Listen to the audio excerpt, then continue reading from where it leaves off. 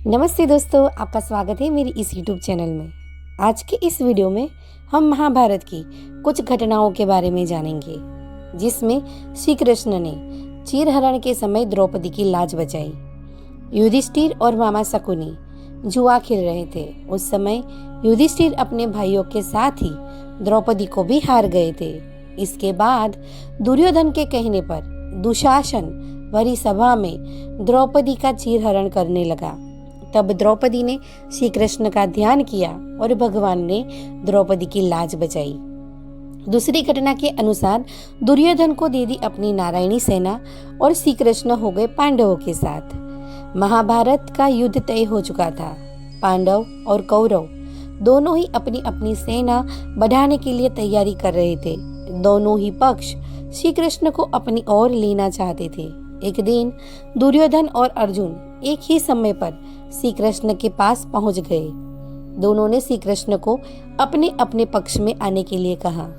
उस समय श्री कृष्ण ने कहा था कि एक तरफ मेरी नारायणी सेना है और दूसरी तरफ मैं खुद, लेकिन मैं इस युद्ध में शस्त्र नहीं उठाऊंगा।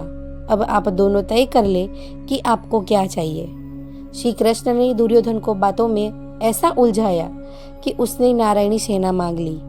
इसके बाद वे खुद अर्जुन के यानी पांडवों के पक्ष में हो गए। बाद में श्री कृष्ण ने बिना शस्त्र उठाए ही पांडवों को युद्ध जिता दिया।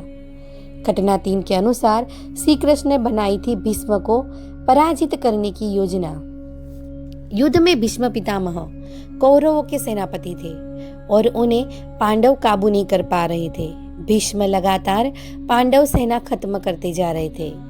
एक दिन युद्ध विराम के बाद रात में श्री कृष्ण पांडवों को लेकर भीष्म पितामह के पास पहुंचे और भीष्म से ही उन्हें पराजित करने का उपाय पूछा।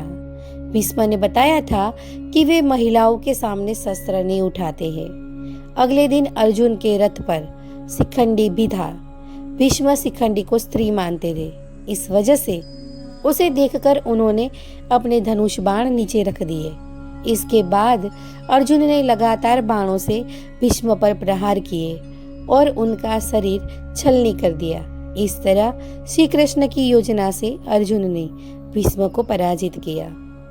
चौथी घटना के अनुसार द्रोणाचार्य वध के लिए ऐसी थी श्री कृष्ण की योजना।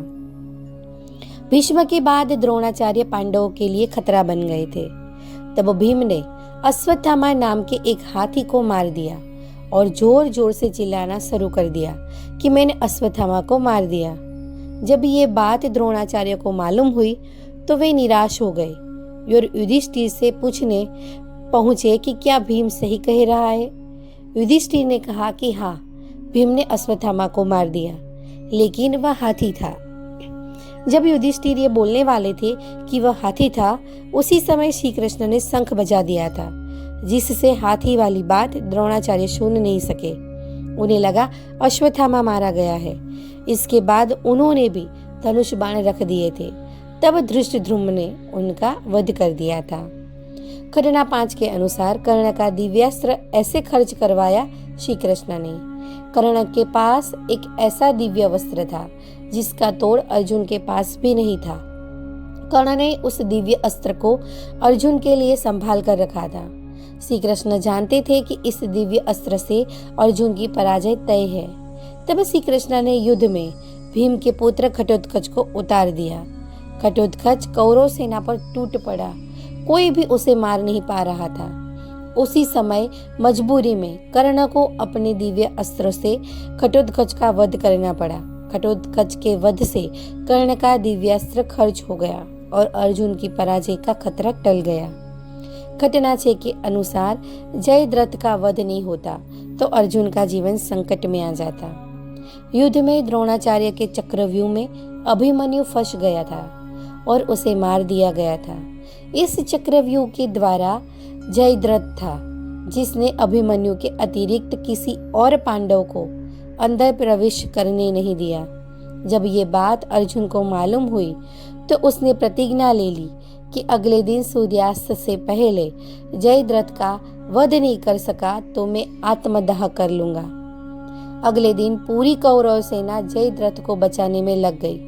बहुत प्रयासों के बाद भी अर्जुन जयद्रथ के पास नहीं पहुंच पा रहा था। सूर्यास्त होने ही वाला था। उस समय श्री कृष्ण ने अपनी माया से सूर्य ग्रहण कर दिया। सभी को लगा कि सूर्यास्त हो गया है। यह देखकर जयद्रथ लापरवाह हो गया और उत्साह मनाने लगा। उसी समय श्री कृष्ण ने ग्रहण को खत्म कर दिया और तुरंत ही अर्जुन ने जयद्रथ का वध कर दिया। घटना 7 के अनुसार भीम को बताया दुर्योधन को हराने का रास्ता। युद्ध के अंत में भीम और दुर्योधन का युद्ध हुआ। दुर्योधन का ऊपर आधा शरीर गांधारी की दिव्य दृष्टि पड़ने से वज्र का बना चुका था। श्री कृष्ण की वजह से दुर्योधन का नीचे का शरीर सामान्य ही रह गया था। जब भीम दुर्योधन का गदा युद्ध हो रहा था, तब श्री कृष्ण ने ही भीम को जांघ पर प्रहार करने के लिए उकसाया था, जबकि गदा युद्ध में कमर के नीचे प्रहार नहीं किया जाता। श्री कृष्ण के कहने पर भीम ने दुर्योधन की जांघ पर प्रहार किए, जिससे वह बहुत घायल हो गया और मारा गया। घटना 8 के अनुसार बलराम के क्रोध से बचाया अर्जुन और भीम को। अर्जुन ने श्री कृष्ण और बलराम की बहन सुभद्रा का हरण कर लिया था, जिससे बलराम अर्जुन पर बहुत गुस्सा हो गए थे और अर्जुन को मारना चाहते थे। उस समय श्री कृष्ण ने बलराम का गुस्सा शांत किया और अर्जुन को बचाया। भीम और दुर्योधन दोनों ही बलराम के शिष्य थे। जब इन दिनों गदा युद्ध हुआ तो भीम ने दुर्योधन की जांघ पर गदा मार दी। इससे बलराम खुद भीम को मारने के लिए आगे बढ़ गए थे, क्योंकि गदा युद्ध में कमर के नीचे प्रहार करना नियमों के विरुद्ध है। उस समय भी श्री कृष्ण ने ही बलराम का गुस्सा शांत किया था और भीम को बचाया था। घटना 9 के अनुसार धृतराष्ट्र भीम को मारना चाहते थे, तब श्री कृष्ण ने बचाया भीम को। युद्ध में भीम ने दुर्योधन और दुशासन का वध किया था। इस वजह से धृतराष्ट्र बहुत दुखी थे और भीम को मारना चाहते थे। युद्ध खत्म होने के बाद जब श्री कृष्ण और सभी पांडव धृतराष्ट्र से मिलने पहुंचे, तब धृतराष्ट्र ने भीम को गले लगाने की बात कही। श्री कृष्ण जानते थे कि धृतराष्ट्र बहुत शक्तिशाली है और अगर भीम उनकी पकड़ में आ गया तो ये उसे मार डालेंगे। श्री कृष्ण ने भीम की जगह भीम के आकार की लोहे की मूर्ति धृतराष्ट्र की ओर बढ़ा दी। धृतराष्ट्र इतने गुस्से में थे कि उन्होंने लोहे की मूर्ति को गला लगाते ही अपने हाथों की ताकत से चूर चूर कर दिया। इस तरह श्री कृष्ण ने भीम को बचा लिया। घटना 10 के अनुसार अभिमन्यु की पत्नी उत्तरा के गर्भ को ब्रह्मास्त्र से बचाया। युद्ध के बाद अश्वत्थामा ने पांडवों के वंश को खत्म करने के लिए अभिमन्यु की पत्नी उत्तरा के गर्भ पर ब्रह्मास्त्र छोड़ दिया था। उस समय श्री कृष्ण ने अपनी माया से उत्तरा के गर्भ की रक्षा की और ब्रह्मास्त्र को भी असर कर दिया। इस तरह पांडवों के वंश को बचाया और बाद में उत्तरा ने परीक्षित को जन्म दिया। तो दोस्तों, कैसा लगा आपको हमारा ये वीडियो? अगर वीडियो अच्छा लगा तो लाइक करिए और चैनल को सब्सक्राइब जरूर करिए।